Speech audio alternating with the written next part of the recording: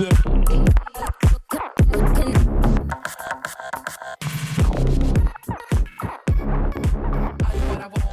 Wednesday, courtesy of my friends Dennis and Andrew, aka the Crafty Lumberjacks. Give them a follow on Instagram if you're not already. Maybe as their follower you can learn how to craft us a boat and paddle us the hell out of here. Anyways, as I was saying, Dennis and Andrew were kind enough to give me their tickets to see A Strange Loop on Broadway. Winner of this year's Tony for Best Musical. Lucky me. I want to not only encourage you to see this show, but highlight the incredible parts and layers that I enjoyed without spoiling it. The story revolves around the main character, Usher. Usher is a 26-year-old Broadway usher. Surrounding Usher on stage are 6 of his thoughts and memories, following him around constantly. How often do you have an intrusive thought, or an exciting thought, or a thought that's shot down by a neighboring thought? And it's up to you and your mind to flip it and reverse it like your name is Missy Elliott. You can't do this. You can do this. This person sucks, but they're hot. This person's boring. This person is not boring, but they're an asshole. Well, they're only an asshole because they're going through something. Don't bring this up. Ask about this. Thoughts are really complex if you actually listen. Throughout the show, Usher decides which thoughts to push through and which thoughts to ignore. He touches on which thoughts he regrets ignoring and what actions he regrets doing. The show touches a bit on DL men and a lot of the toxicity that they omit. It also explores the narrative of carrying the weight of not being fully accepted by parents who don't want to see you for who you are, and that unimaginable burden. The biggest takeaway I got from the show was you cannot stop working and moving towards your dream. Stop living for someone else's dream. Even if it's 1 step per day towards your dream, take that shit. Even if it's 1 brick a day, lay that shit. This show was written by a tired, overworked Broadway usher. This show was written by a man who shared his truth and worked towards his dreams every day. His mind was capable of writing the best musical of 2022. Bitch, imagine what you're capable of. Put those thoughts to paper, allot a little bit of time, and do the work. Shout out to Kyle Freeman. He was the understudy for the lead role Usher. His performance was breathtaking. It was awe-inducing. It was show-stopping, standing ovation. I spoke to a friend who's a huge Broadway buff. He saw both the actor who plays the lead and the understudy. His exact words were, "You'd be lucky enough to see either of these men do their thing on that stage." My recommendation is, if you have a more closed-minded, theater-going white relative, take them to the show and make time to talk about it after, because progress and evolution helps everyone live longer and fuller and more enjoyable lives. Thank you.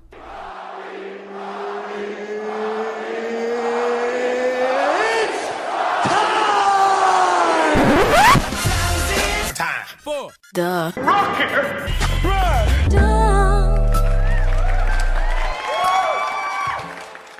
Welcome to the Rocky Rundown, where you get to learn a little bit about my week. Party God Squad, hello. Did you have...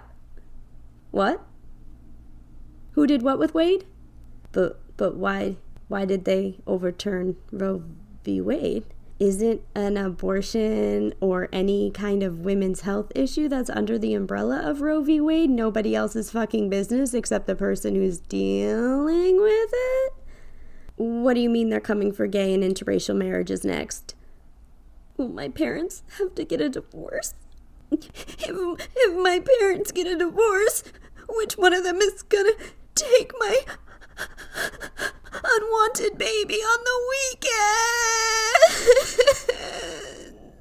What is the root of this issue besides wanting to have complete and utter control of women's bodies? This is all happening because quiet racism can no longer exist. Look, I am well aware of the privilege I've experienced walking around in the body that I walk around in. But I will say, the hardest part about looking white, but not being all white, is hearing what white people have to say behind closed doors when they think no one else is listening. When they think they're in their quote-unquote safe space. Ooh, bad news. If you're white, you already know what I'm talking about. If you're not, there's been a lot of racist shit said. When I would hear it, it would always catch me off guard every time, and it always feels like somebody just slammed cymbals over my ears. Really awful. Shell-shocked. Every time, without fail, you let your guard down and this shit would happen. It's definitely gotten less as society becomes less racist, or maybe more people find out I'm mixed. The lines between allyship are getting stronger and tighter. This wasn't meant to be a racism tangent. It was just a fact-spitting tangent. The Roe v. Wade announcement is a divide and conquer strategy. They are going after us group by group, creating a fire here, a fire there, so we don't have a second to catch our breath from the last mass shooting or police murdering and now women's reproductive rights laws. We don't know which fire to put out first. Beyonce says quit your job. Well, bitch, I'm the Beyonce of podcasting. And I say, after you quit that job, you're hired over here at in charge of the rest of your goddamn life, Inc. Your role here is not to stand idly by while they try to strip you of your freedom in the land of the free day by day. Your job is to pay attention to the content you're scrolling through so you stay informed with the right facts. Your job is to meditate, mediate, hydrate, and conversate with those who you love and who love you. Those who are on the wrong side of history that you love and love you. And tell them this is how you get right with the God you love so much. By giving that same Sunday morning once a week love to a stranger you share this world with every day, who you can see and smell and touch and feel. You tell that loved one, hey, cut the shit. You're not pro-life, you're scared. You're not racist, you're brainwashed. That's what your job requirement is over here. Your job is to protect women like every woman who passes you could have been the vessel for you to enter this world. I don't care if you've never met your dad, if you love your dad, if you hate your dad. The fact is, your dad nutted, bro. His little spaghetti noodle or angel hair or fettuccine, linguine, itty bitty tortellini nutted. His dick sneezed dick snot, and your mother pushed or got sliced in half for your sorry ass to walk around here and act like you don't have time to care about women's reproductive rights? If that's the case, you need to go crawl back into the sorry ass nutsack you got sneezed out of, cuz. We don't want weak jizz on our side. Strong jizz only. A woman took a palm full of dick snot and turned you into a human. Have that woman's motherfucking back. No one is gonna save us. A child made your cell phone for 8 cents a day. Nobody is coming to save us. We gotta stick together on the right side of history, or we're not gonna survive. If there is anyone listening to this podcast who's pro-life, and you don't know a way out, or you don't know why you should be pro-choice, I will chat with you, judgment-free, one-on-one. Email me, wildnightswithrocky@gmail.com. I promise you I will try my best to explain to you gently, carefully, with as much love as possible, why you're taking a really, really harmful stance. I just really, truly want people to have freedom and body autonomy, and it would be great to have you on the team. It's weird to me that the Supreme Court would want everything to be so white. Don't they know that variety is the spice of life? What if a person never tried pineapple juice? They just walk through life drinking apple juice and lemonade, but they never tried pineapple juice. Then one day they say, fuck it, I'm gonna try some pineapple juice. And then they try pineapple juice and have the best sex of their life. Now, whenever they see a pineapple juice, they'll have a fond memory and they'll associate great sex with pineapple juice. So they might try other brands of pineapple juice. They might even try grapefruit juice because they expanded their palate. Say it with me. Expand your palate. All of us, whether you want to believe it or not, in whatever worlds we live in, are mini influencers. Try more things so you can influence more well-roundedly. I was talking to the girls about how sad it is that every week I have to talk about bummer stuff. You know, I want to talk about getting banged and having mushroom trips, but I'm going to keep podcasting. Much like the band on the Titanic, I got to keep playing. Even when the whole basement is flooded with iceberg water. I mean, could you imagine that movie if the band didn't keep playing? The end of the movie would have sucked. I can't just walk around with nips of tequila in my purse for emergencies anymore because the nips always spill in my purse without me knowing, and then my bag stinks the next day, but I don't realize it till I leave the house. I got in the car with someone the other morning and I was like, damn, they had a rough night. I can smell the alcohol pouring out of them. But then I stuck my hand in my purse and I realized it was me. I was the smell. My purse was the smell. They were probably thinking, ooh, damn, Rocky hit the sauce early. But I didn't. I hit the green tea early. I had such a sunny and sober disposition when I woke up. I even took a sip of my green tea and went, I'm on the right track. This purse, though. This purse gotta go. Real quick, I've just been thinking a lot about algorithms. What if our phones communicate with each other and they're playing puppet master in our lives? Who we see the most of, whose stories pop up the most. I don't know. Sometimes I think they could be having their own little fun game behind the scenes. That brings us to Rocky's highest thoughts, my most stoned thoughts of the week. Number 1, I finally know what Third Eye Blind is talking about. And I too want something else to get me through this semi-charmed kind of life, baby. Number 2, I did some outside of the city traveling this week, and if I could have been a fly on the town hall wall while they were deciding town names, I would have. Oh, and by the way, out-of-town Chili's are not on and poppin' like the commercials show, sorry to say. Number 3, is coffee just batteries for humans? Number 4, all places that have to-go drinks should have cups that are reusable, and we can take them with us. And then we have reusable cup drink stations all over the way we have trash and recycling bins. You place your cup in the drink station, and then it's between the business and the cup collector company how the middleman gets it back to the business. But it would just be so good for the planet and for trash. It's tough though, because Americans are little hoarders. They would keep the cups. We gotta stop that. Stop it for the drink stations. Stop it for the future. Number 5, it's normal to clean your bong often, Rocky. That one was just for me. My guest this week is comedian Yamini Nambimadom. Yamini's wild word was tequila, but I have a feeling her purse smells just fine. If you haven't done so already, please like, share, and subscribe to the podcast. You can follow me at Wild Nights with Rocky on TikTok and Instagram, at Wild Nights Pod on Twitter. If you want to watch extended interviews with all of my guests, please subscribe to Wild Nights on YouTube. You can support the show with your wallets by joining the Wild Nights Patreon for $2 or $5 a month. A big thank you to everyone who's written a review and a future thank you to everyone who's going to write one. It really does make a difference. And now, please enjoy my Wild Nights conversation with Yamini Nambimadom. Yamini, welcome. Thank you for doing the podcast. Thank you for having me. I'm so excited. I know it's a tiny bit earlier where you are. You're in LA right now. Yes, I got up early just for this, and I walked the dog and I ate breakfast, so I've had a good start to the morning. You're feeling good. You're feeling good. That's amazing. Yeah. I'm definitely procrastinating all morning and gave myself a bunch of stuff to do after we're done. So I was not as productive as you. That's me most mornings. Yeah. It's hard. It's hard to be a person. It is. I just want to tell the listeners, if anyone's not watching, your shirt. Now, your shirt says kindness is key, hold me close, and it has a bunch of mushrooms on it. There's more words down here. What does it say? Okay, let me see if I can read that. It's a trip. Take time to enjoy. Love one another. Why did you disappear? I love that. I love a shirt with mushrooms on it. I actually, believe it or not, don't own a lot of shirts with mushrooms on it, but I am, I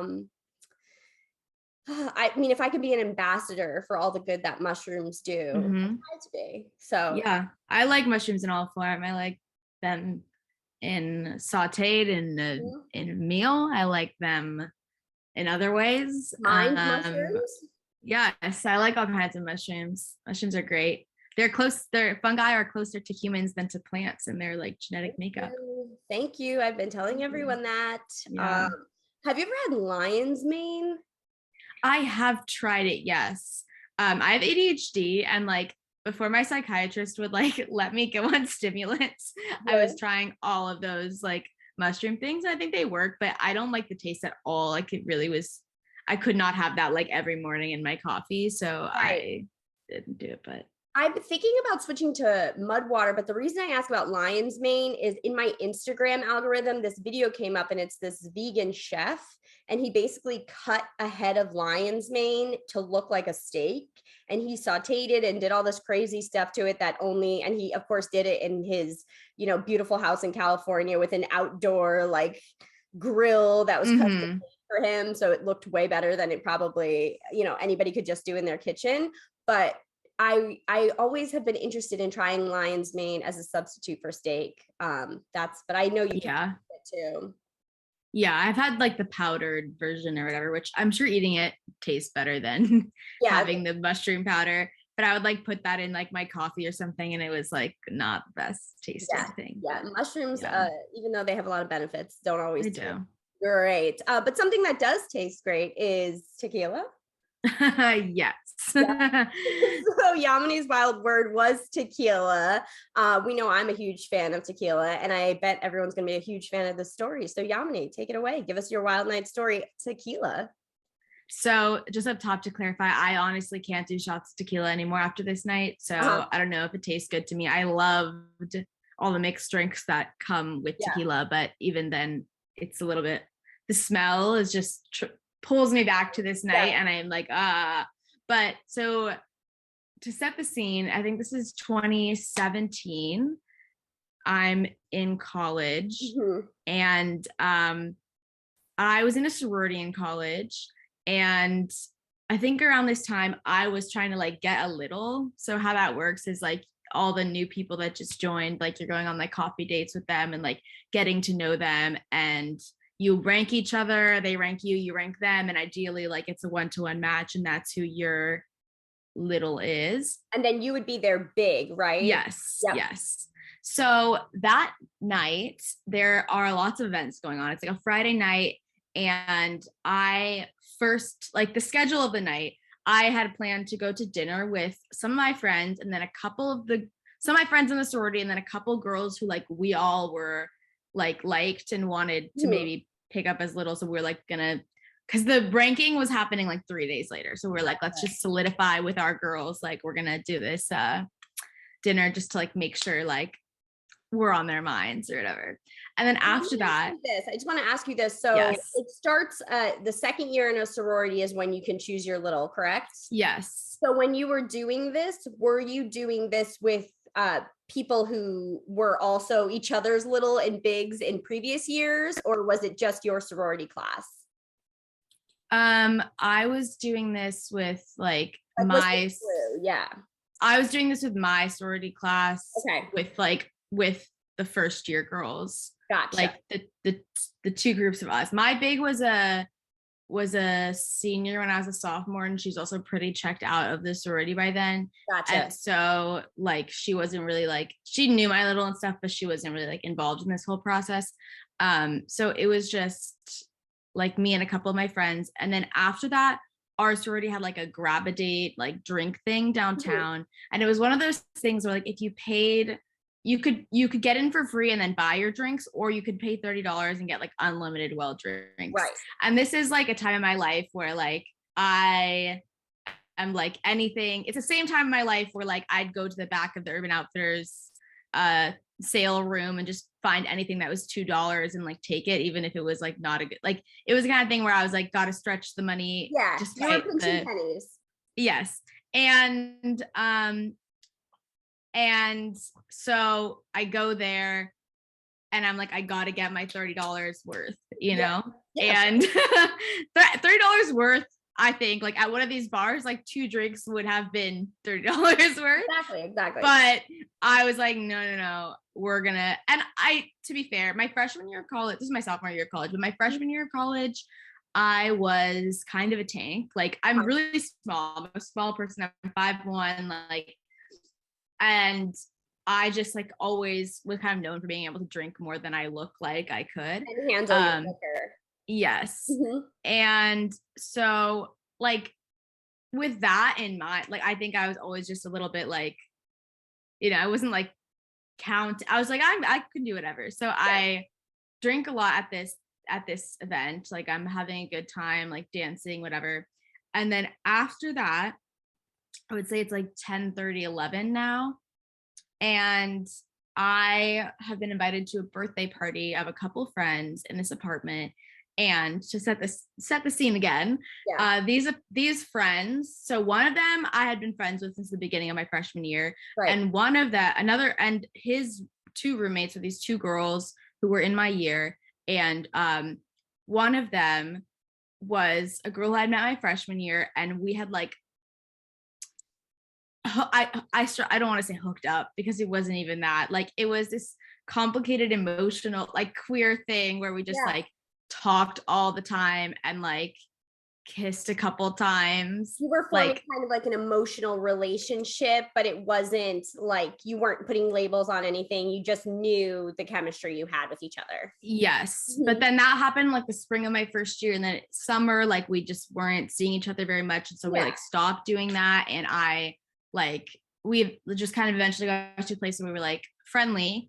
And so it was all of their birthdays. So like all of and so I had just kind of started talking to her again, like after that summer of whatever. And so it was a little bit weird, but like, you know, I go in there and I'm drunk and she is like doing tequila shots for her birthday. And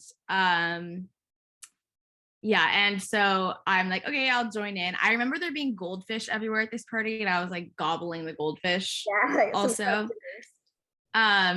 So like, just gobbling the goldfish, and I just remember like dancing around, whatever. And I like, don't like, this is where things start to get blurry. Like, I just like, I'm having a good time. All my friends are there. Like, I've even brought this girl who I like want to be my little to this party. And I'm like telling like her friends are in the sorority that this girl is, that the girl whose party I'm going to is in. Gotcha. And they're also there. And like, this girl also ends up picking one of my littlest friends to be her little. And there's like, we're all talking, whatever.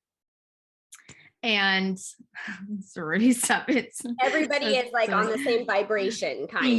Yes. But I do remember like being drunk and then starting to like make out with her at this party in front of everyone, like all over the apartment. And I remember it being like, because when we had first started having this emotional connection, whenever she like wasn't out and wouldn't acknowledge me in public. And that was like a big reason that I was like, I don't want to like date you, because I was like, you don't want to talk to me in public. So I can't do that right now. And in attendance there was like her ex-boyfriend, my like guys I had hooked up with, whatever, like just about, we were like all over this place.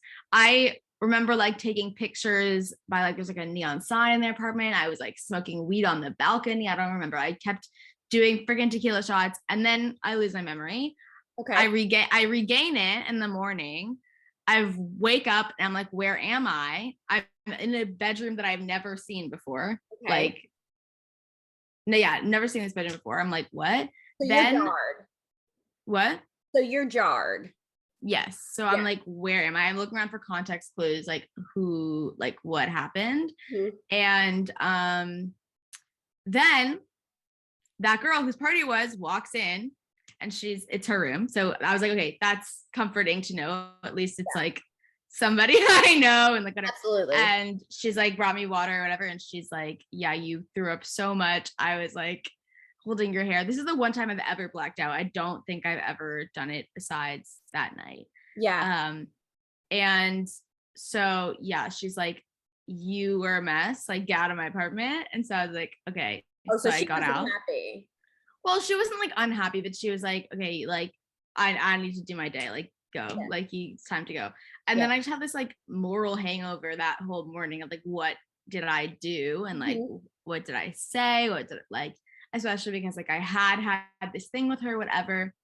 And I'm also like, fuck, like I brought this girl that I wanted to be my little to this party, and like, did I make a fool out of myself? Right. You know, but I guess this is kind of anticlimactic. To wrap up the story, in the end, I got the little that I wanted. She wanted me to, and it was fine. So you didn't really make a fool of yourself. I didn't make a fool of myself. And like 3 months later, that girl and I started dating, and we dated for 2 years, and it was like a good relationship. And good. It's just like a funny little origin story. But yeah, I can't drink tequila after that night because I smell that and I'm like, I'm about to lose my mind because I'm like, I see that night as like the worst things could have happened and they luckily didn't, but like, I'm not, maybe it won't be so lucky next time.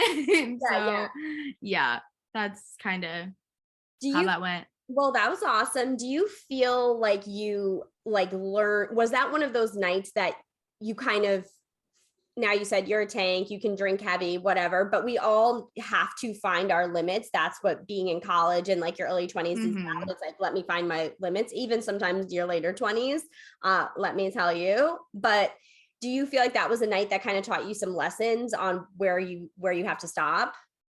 Yeah, totally. I mean, and that has, where I have to stop has changed so much. Like I think now, like I really can't drink that much, but at that age I was like feeling unstoppable, and that night was like, okay, yeah, you should keep track. And I still had like some crazy nights, but I think that was like like one of the, I think also it taught me like, because at that grab day I was drinking vodka crayons out the thing, and then I was doing tequila shots, like, and I at the dinner I was drinking fucking sake. Like it was not, it was like that mixing. It was too much mixing. And I think that like even if I drank a lot later, like I learned to like keep it in the same family of drink, and you know, so that was a big lesson. So knowing what you can and can't drink, I think that comes with time. I can't drink whiskey. I drank whiskey probably in my like a few times in my early to mid 20s, and maybe 3 times. Each time I drank it, and I'm a tequila drinker now, but each time I drank it, lights out.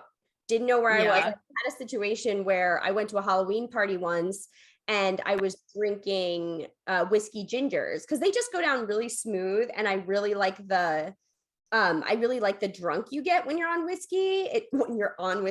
But it's just like a chiller drunk for me, but then it's lights out. So I'm like drinking whiskey gingers. I won a bottle of champagne. It was this zombie Halloween costume party, so everyone was in Halloween costumes, but no matter what your costume was, you were also like half zombie. It was really cool in this warehouse in Brooklyn, and I win this bottle of champagne, so my friends and I can drink the champagne. I'm drinking whiskey gingers, and all of a sudden I'm standing with one of my friends who's originally from Florida, and this girl comes up to her and starts talking to her, and then she turns to me and she goes, "Oh my God, that was my best friend from first grade." Then it's the lights out. That's the last thing you remember. The last thing, that was my best friend from first grade. Lights out. I wake up, I look down, and I just see someone holding me with gel nails. My wall is a different color. My normal wall is white. This was like a beige or like light green wall or something. Yeah. Who the fuck is holding me? And because I was like, I have a boyfriend at the time and lives in the house, so who is this person with gel nails holding me? And I'm like, oh my God, like what did I do? Where am I? What the fuck?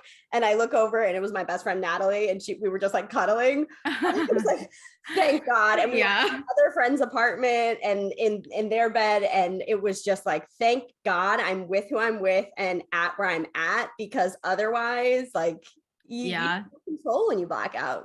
Did you still have your zombie makeup on? No, luckily they took care of me. And also at the time I was vegetarian, and I think I threw up because I started eating a bunch of chicken. Yeah. Eating chicken, then throwing up, then going back to eat more chicken. And I was with my 2 best friends. They like took excellent care of me, but thank God. But they got my makeup off. But yeah, I was Luigi. I was sexy Luigi. So sexy zombie Luigi. That's fun. Zombie Luigi. That's a fun costume. Yeah. I remember waking up with like giant hoop earrings still on, and like, it was not how I would like to wake up. But what's funny is that whiskey is like one of the few liquors that I feel like I can drink and be fine. Like a whiskey sour is like my go-to drink. I want to drink whiskey because I feel very chill on it, but I don't like to drink super heavy anymore, but I could have as much tequila as I want and wake up and still be functioning. I cannot do that with whiskey. So you're very lucky because I think it tastes good. I tried to drink tequila on my birthday, which was a couple weeks ago, and I just ended up crying. Like I was just sad, so sad. I was like, I think this is the tequila. Like I think that it is. This is the tequila. It's hitting some kind of nerve. Now we were talking about you in college. You went to University of Chicago? I did. Yeah, and you did improv there. I did. Yeah. Do Mhm. you get to do improv in LA?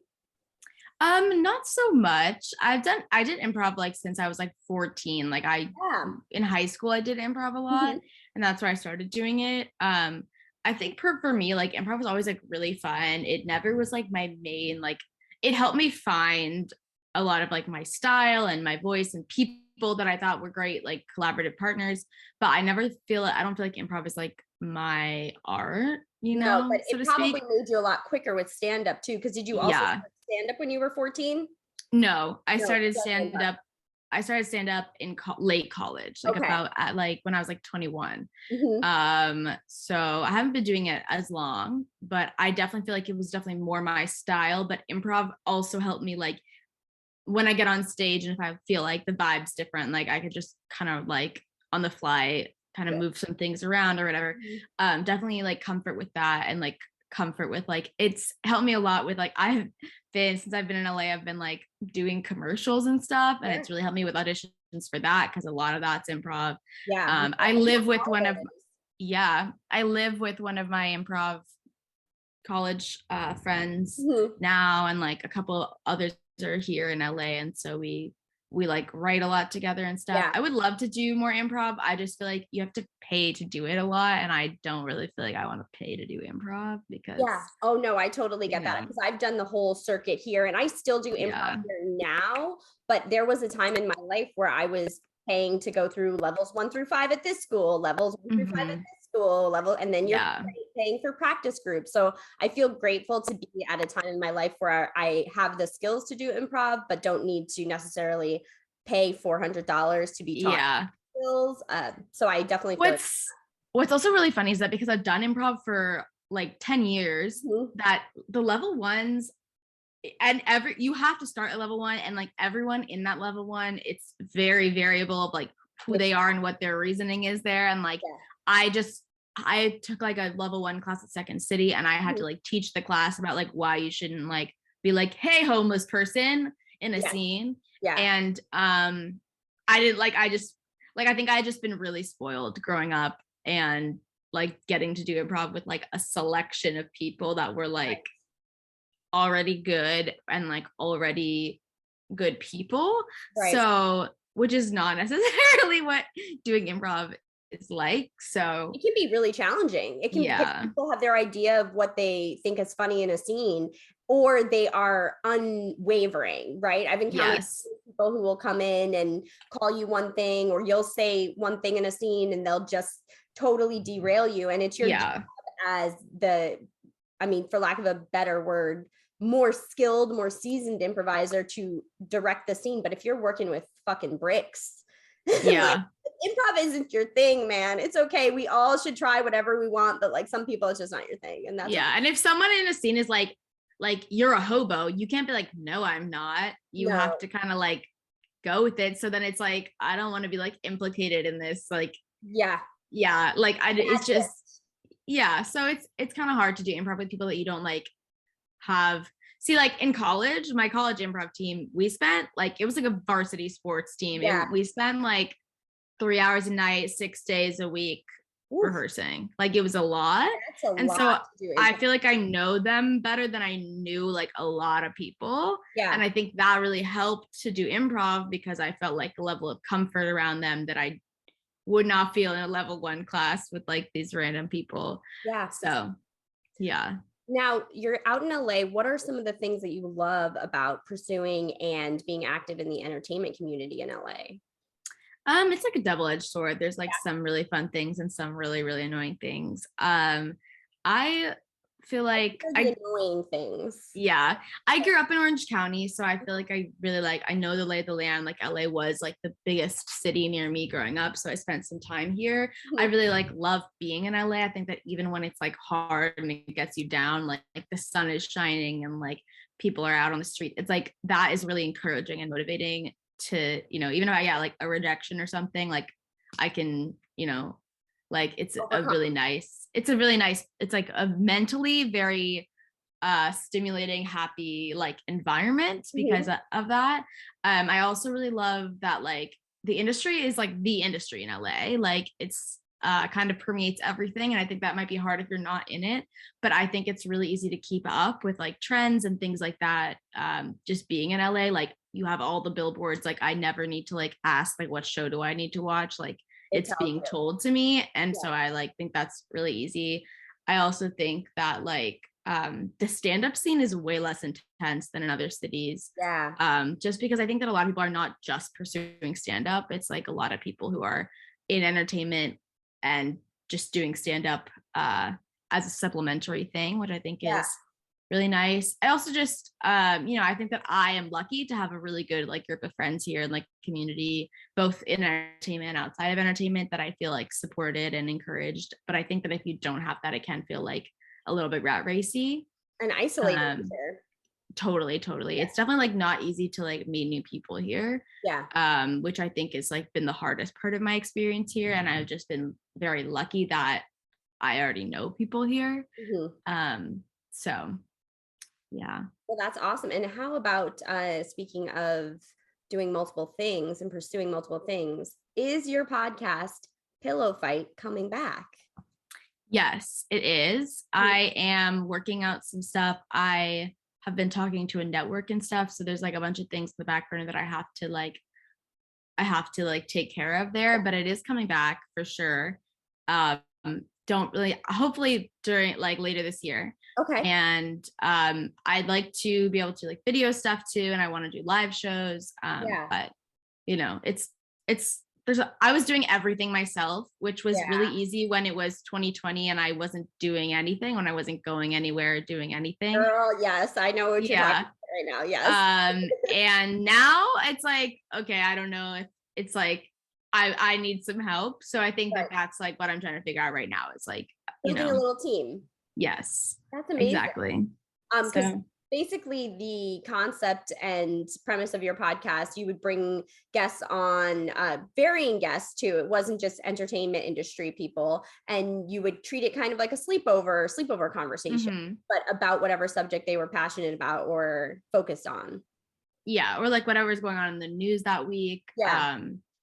Like sometimes if there was like a slow news week, I'd just like open it up to the guests and be like, what's fun for you? Like sometimes I had my friends and I knew like just like topics they wanted to talk about, and so I would cater it that way. But yeah, I think that like I studied public policy in college, so I've always been like really into politics and stuff like that, but the like really intense like type A by the book way that we like kind of talk about and go through the political system, I don't think is like beneficial to anyone like learning about it, understanding it, like actively creating change in it.